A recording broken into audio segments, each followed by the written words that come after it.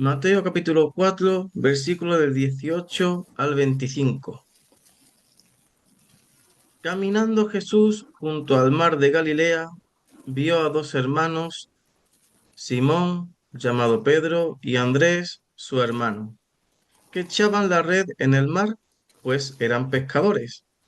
Y les dijo, venid en pos de mí, y os haré pescadores de hombre. Y ellos, dejando al instante las redes, los siguieron. Y pasando de allí, vio a otros dos hermanos, Santiago, hijo de Zebedeo, y Juan, su hermano, en la barca con Zebedeo, su padre, remendando sus redes, y los llamó. Y ellos, dejando enseguida la barca y a su padre, los siguieron.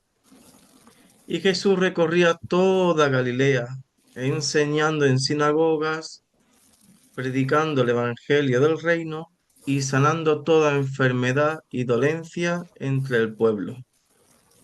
Y su fama se difundió por toda Siria, y le trajeron a todos los que padecían, afligidos por diversas enfermedades y sufrimientos, endemoniados, lunáticos y paralíticos, y los curó.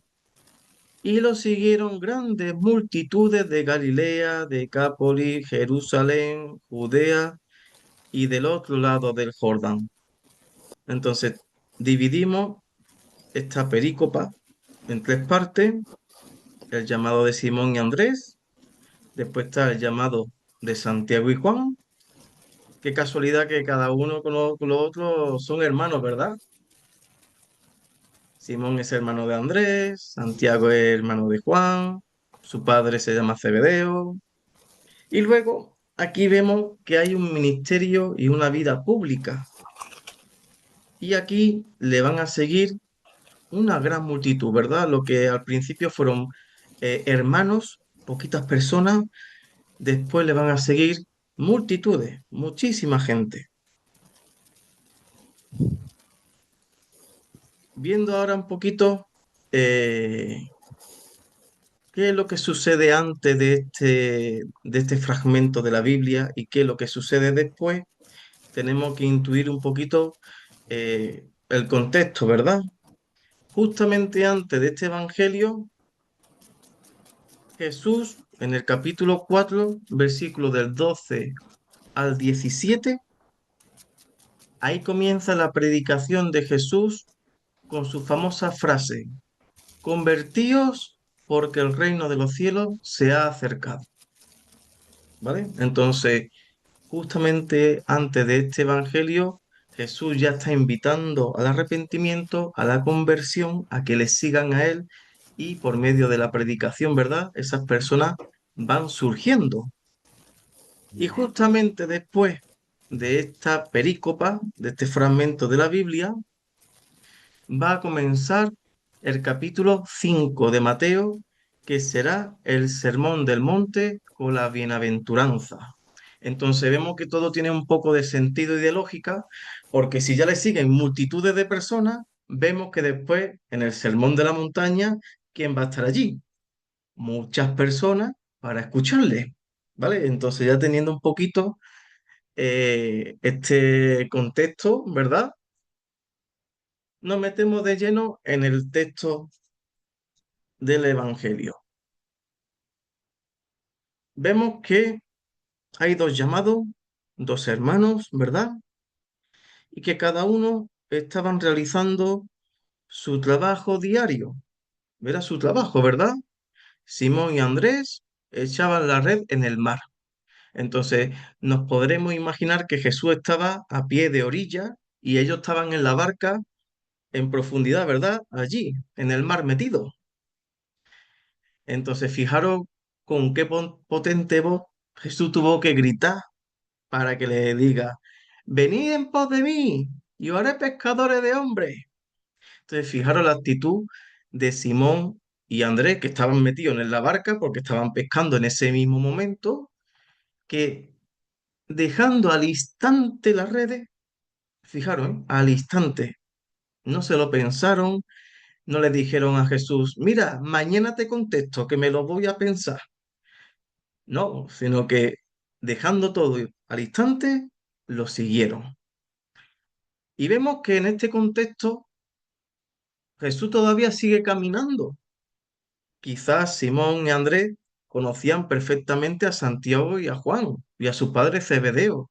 ¿Por qué? Porque al final es un mismo oficio, entre todos se conocen, entre todos salen a pescar, etcétera, etcétera, ¿vale? Entonces, siguiendo esta temática, vemos que Jesús sigue caminando, pero ya no camina solo, ya Jesús camina junto a Simón y Andrés. Y fue cuando encontraron a Santiago y a Juan. ¿Y qué estaban haciendo Santiago y Juan? Remendando sus redes. Eso quiere decir que ya habían pescado y estaban allí, como quien dice, estaba recogiendo las redes para ponerlo bien colocado para al día siguiente salir otra vez de pesca. Y fijaros que el llamado fue a Santiago y a Juan, pero no a su padre. Entonces vemos aquí que ese llamado fue muy concretamente a ellos dos, ¿verdad? ¿Y cuáles fueron las actitudes de estas dos personas cuando le llamó Jesús? O dejando enseguida la barca y a su padre, lo siguieron. Y vemos aquí que esta actitud es muy bonita, ¿verdad? Viendo cómo estas personas, que podríamos ser nosotros perfectamente, cuántas veces Jesús nos llama a hacer algo y, y nos llama Jesús en medio de nuestra vida cotidiana, en medio de nuestro trabajo, en medio de nuestra familia, ¿verdad? Porque aquí también estaba Santiago y Juan con su papá. Y vemos que cuando Jesús llama, hay algo dentro de nosotros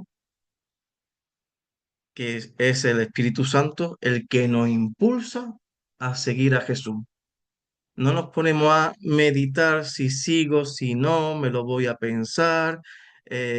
No, hay algo dentro de ellos que le dice, síguelo. Y esa actitud es provocada por el Espíritu Santo.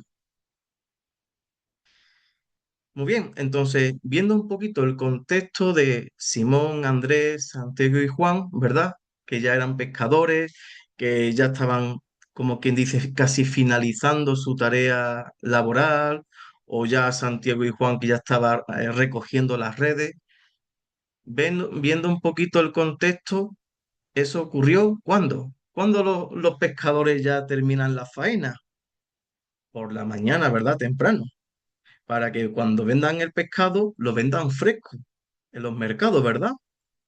Entonces esto también nos ayuda un poquito a situar en qué momento Jesucristo pues se acercó a esas personas, les llamó y ellos con una respuesta sincera, dejándolo todo al instante, lo siguieron, dejando trabajo, dejando familia.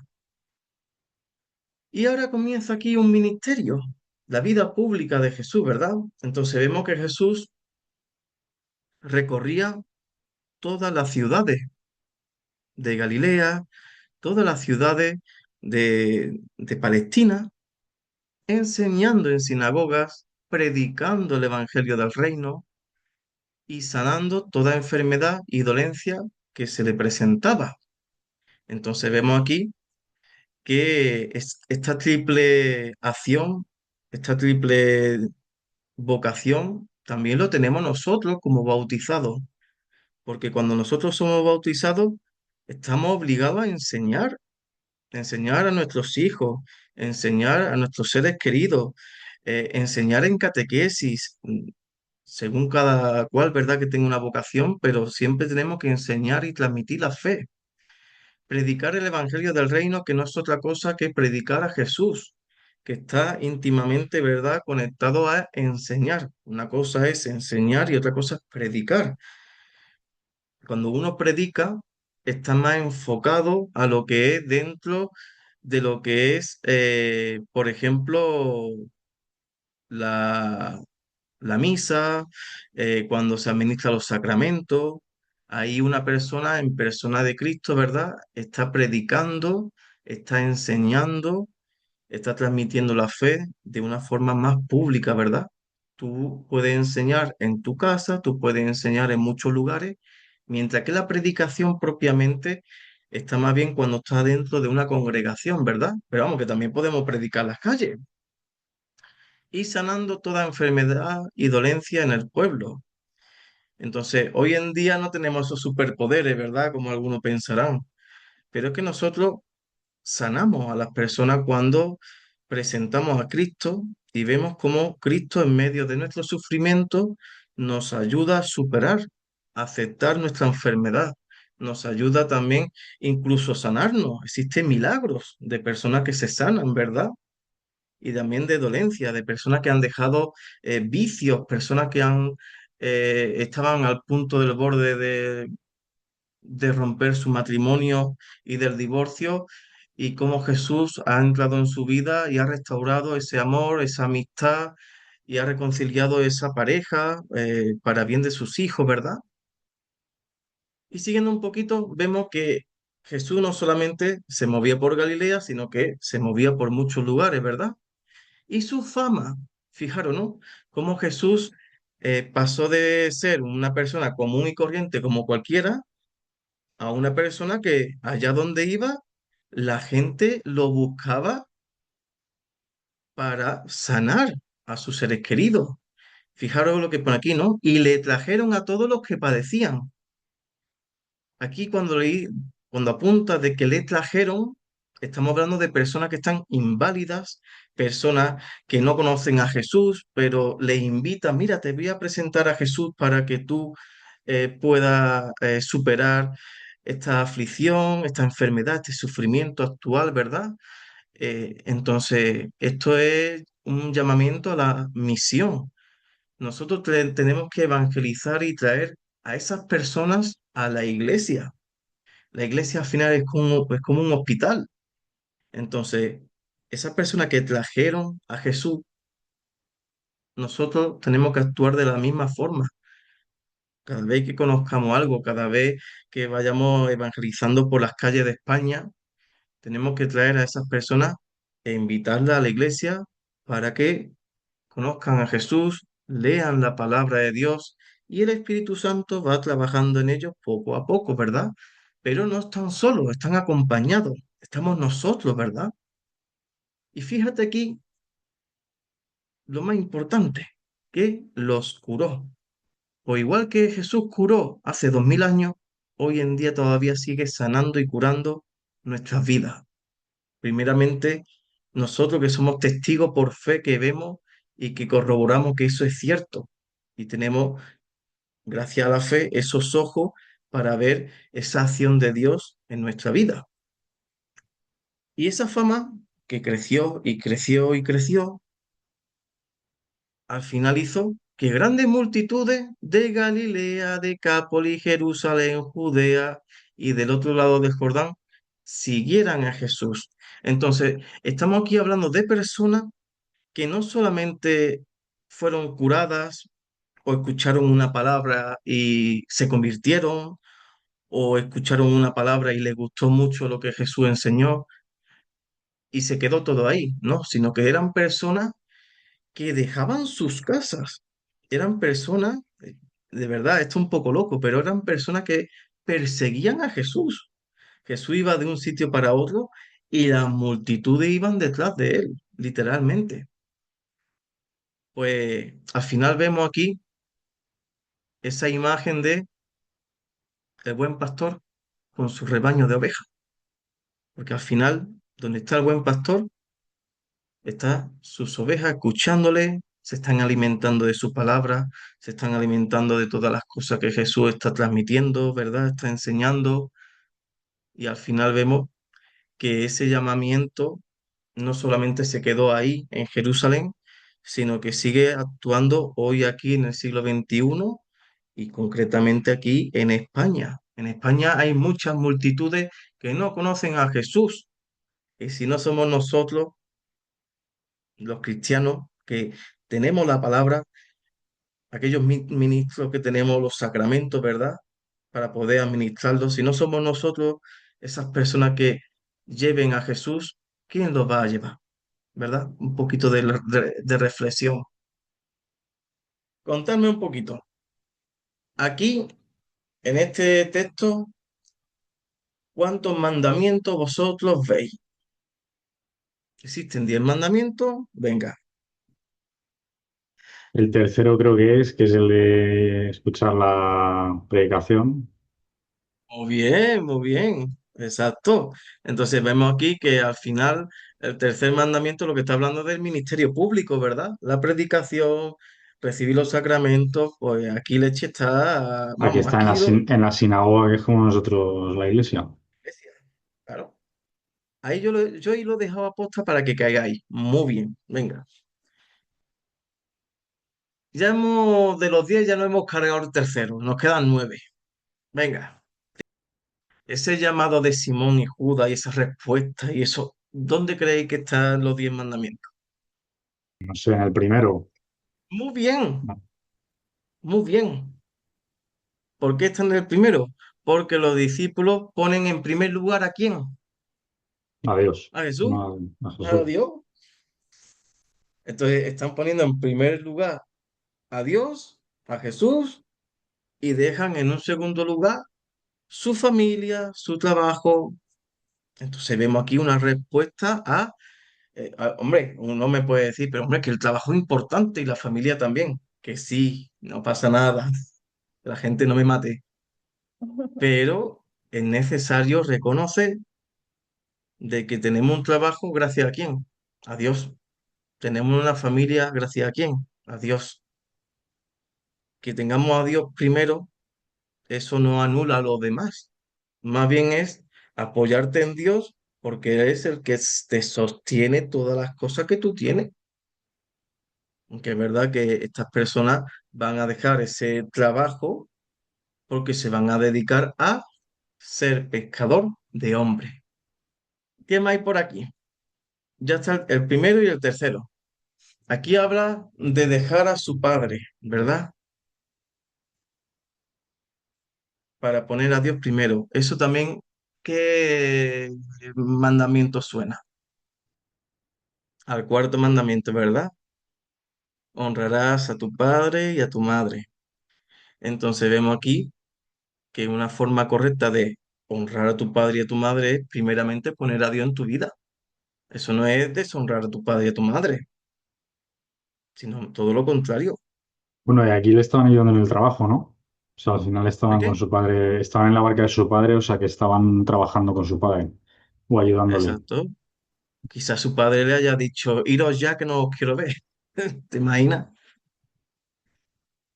Pero vemos aquí que ese llamamiento fue delante de su padre y que ellos dos se fueran y su padre no pusiera impedimento. Eso también pone no solamente fe en esos dos personajes, en Santiago y Juan, sino también Zebedeo tiene una fe en que él está tranquilo de que sus hijos se van con una persona que le va a cuidar, que va a estar en buenas manos, ¿verdad? Eso habla muy bien de Jesús también. Y luego, ¿qué más vemos por aquí? Porque cuando hablamos de que Jesús cura el cuerpo, que Jesús cura la sanidad, etcétera, etcétera, los sufrimientos, eso también hace referencia un poco al no matarás, que es el quinto mandamiento. El no matarás en el catecismo no solamente explicamos de que, oye, no hay que matar a la gente, sino que también ahí se enseña de que nosotros en vez de matar tenemos que cuidar nuestro cuerpo, buscar soluciones para llegar a la sanidad, ¿verdad? A tener el cuerpo bien. Entonces vemos aquí de una forma como el quinto mandamiento también está reflejado, ¿vale? Porque si esas personas no se curaban, ¿qué es lo que les espera? La muerte. Entonces viene aquí Jesús para convertir lo que es la maldad en bienestar. ¿Hay algo malo dentro de ti? Jesús viene para darte bienestar. Y todo al final tiene una repercusión porque aquí vemos el pecado, que es aquel que introdujo la muerte, la separación, los lunáticos, los paralíticos, los endemoniados, el pecado. Entonces vemos aquí cómo al final la misión de Jesús va a ser restaurar todo lo que el pecado ha ido destruyendo. Muy bien, nos metemos en el credo. El primer credo es: creo en Dios Padre Todopoderoso, creador del cielo y de la tierra. Entonces vemos aquí cómo el primer artículo habla un poco de la nueva creación, ¿verdad? Aquí, ¿cómo podemos encajar eso de nueva creación, nueva criatura en este texto? Pregunto, ¿Simón y Andrés han cambiado de vida? Entonces están experimentando una nueva creación en su vida, ¿verdad? Sí. Vemos aquí, vemos aquí como su vida de ser ordinario se está convirtiendo en extraordinario. Vemos aquí una acción de Dios. Ellos se están convirtiendo en nueva criatura. Para que ustedes entendáis, es como si fuera el bautismo. Vemos aquí como ese llamamiento de Jesús les cambia la vida totalmente. Hay una nueva criatura en ellos. Porque si no hubiera esa nueva criatura, dime tú a mí quién deja todo al instante y le sigue. Nadie. Ay, Ahora en el segundo artículo, que habla de la obra de Jesús en nosotros. Aquí donde se ve mejor lo que Jesús hizo.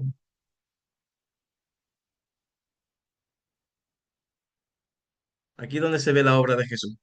Venga, tan fácil. En la sanación de los enfermos. Perfecto.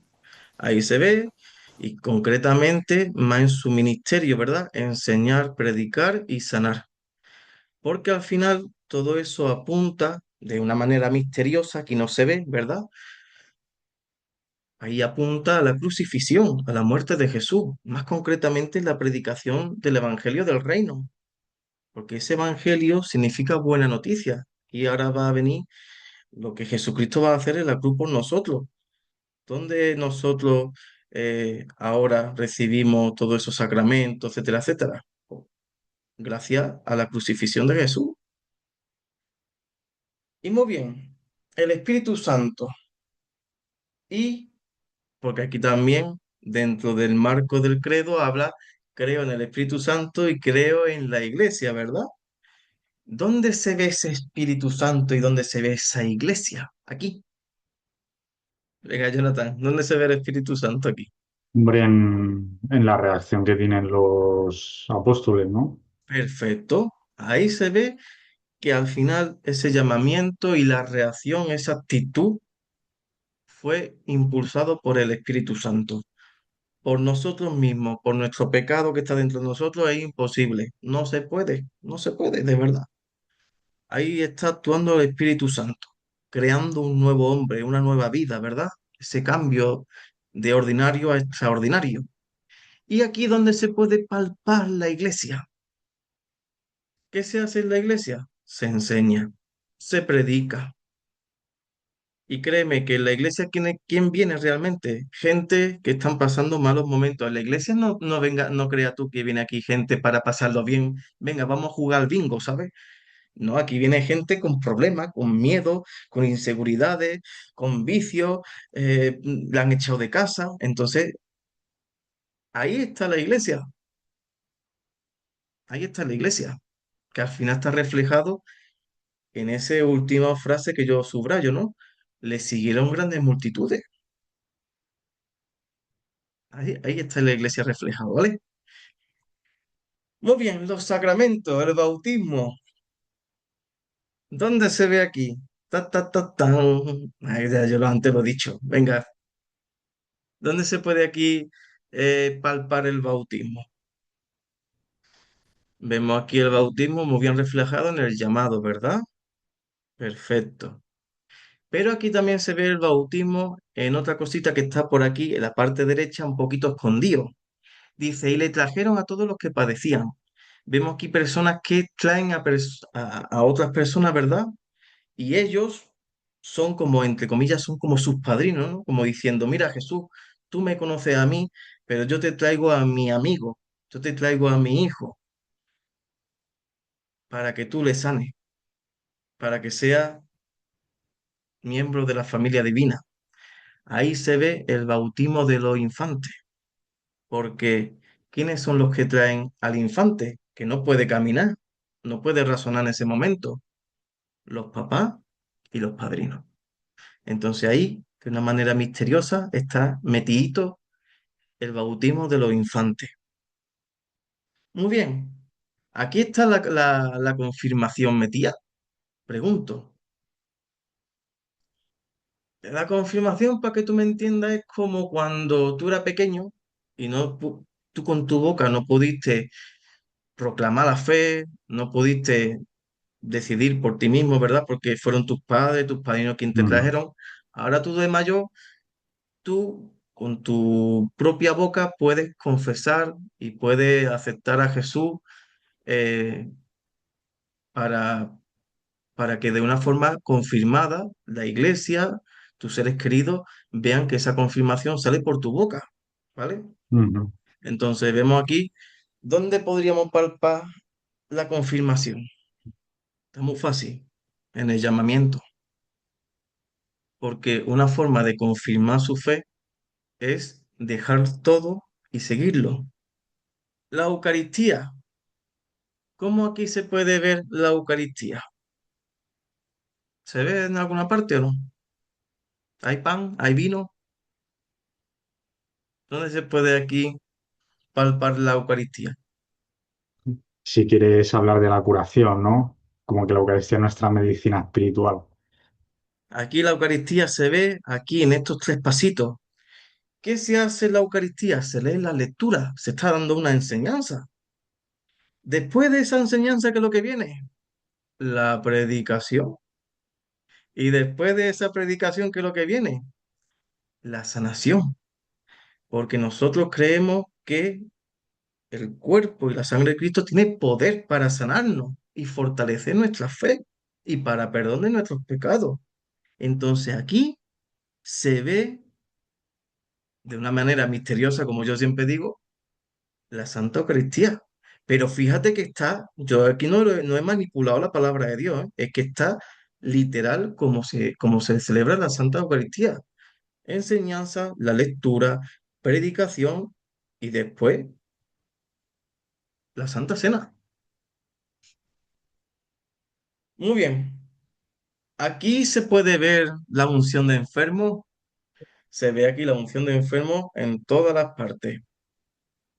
De aquí, del segundo bloque, ¿sabes? Aquí concretamente, cuando Jesús iba recorriendo, iba predicando, eso todo, ¿verdad?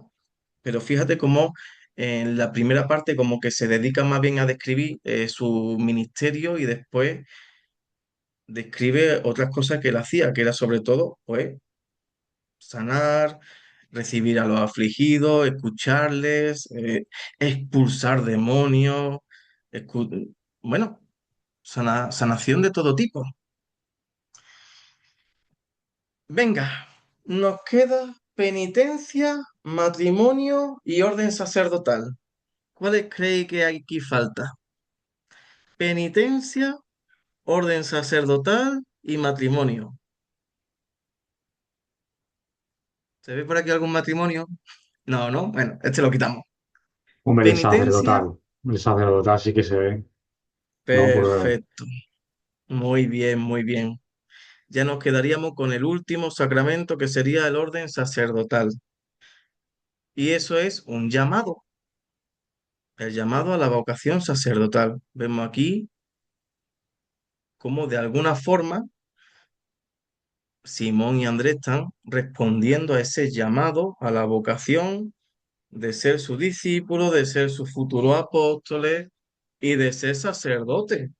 Porque después de Pentecostés, Simón se irá a una parte, Andrés irá a evangelizar otra, Juan se irá a otra parte, Santiago irá también a otra parte, y vemos que ellos eran sacerdotes que al final, claro, más que sacerdotes eran obispos, que por sus manos iban transmitiendo la sucesión apostólica a otros hombres para que el evangelio se fuera poco a poco extendiendo por el mar Mediterráneo.